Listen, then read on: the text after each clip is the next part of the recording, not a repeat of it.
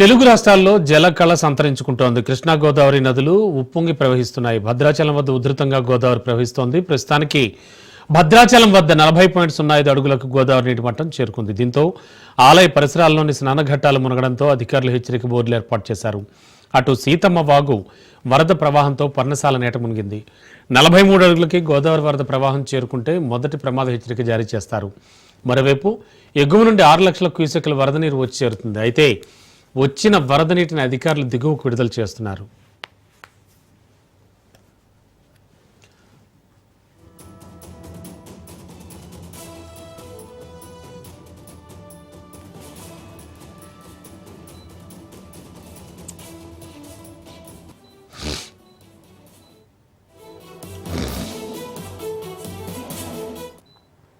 తెలుగు రాష్ట్రాలు జల కళను సంతరించుకుంటున్నాయి. కృష్ణా గోదావరి నదులు ఉప్పొంగి ప్రవహిస్తున్నాయి.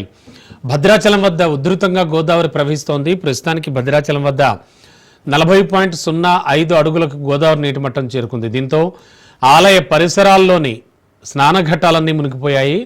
అధికారులు హెచ్చరిక బోర్డులు సైతం ఏర్పాటు చేశారు. అటు సీతమ్మ వాగు వరద ప్రవాహంతో పర్ణశాల కూడా నీట మునిగింది. 43 అడుగులకి గోదావరి వరద ప్రవాహం చేరుకుంటే మొదటి ప్రమాద హెచ్చరిక జారీ చేస్తారు. మరోవైపు ఎగువ నుండి 6 లక్షల క్యూసెక్ల వరద నీరు వచ్చేరుతోంది. అయితే వచ్చిన వరద నీటిని అధికారులు దిగువకు విడుదల చేస్తున్నారు.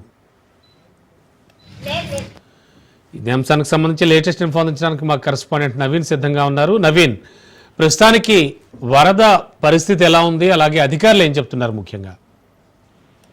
రైట్ రమణ, ఎగువ ప్రాంతాల్లో కురుస్తున్నటువంటి వర్షాల కారణంగా భద్రాచలం వద్ద గోదావరి నీటి మట్టం క్రమంగా అయితే పెరుగుతున్నట్లుగా కూడా చూడవచ్చు.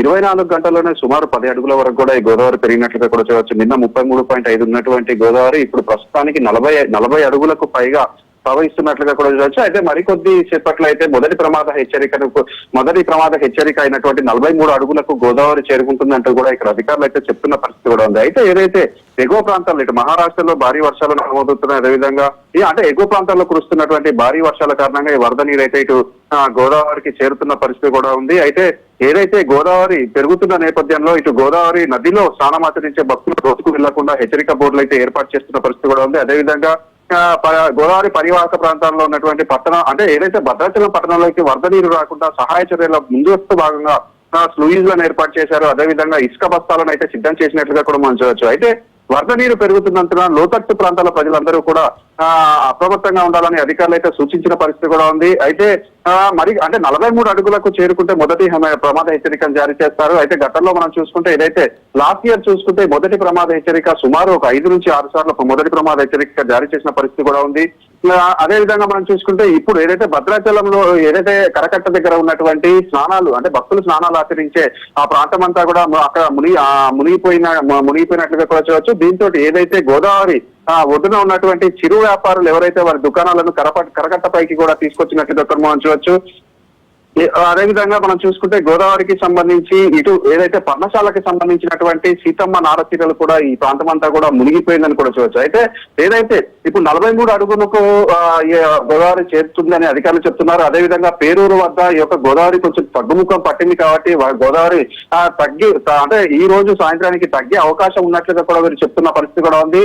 ఏదైతే ప్రతి ఏడాది జూలైలో ఈ యొక్క గోదావరి వరద ఉధృతి అంటే భారీగా ఉండటంతో ఈ లోతట్టు ప్రాంత ప్రజలు కావచ్చు, లేకపోతే గోదావరి పరివాహక ప్రాంత ప్రజలందరూ కూడా అంటే వారు ఎప్పుడు అంటే ఈ యొక్క గోదావరి ఎప్పుడు పెరుగుతుందని ఒక భయంలో అయితే ఉన్నట్లుగా కూడా చూడొచ్చు. Okay, thank you Naveen.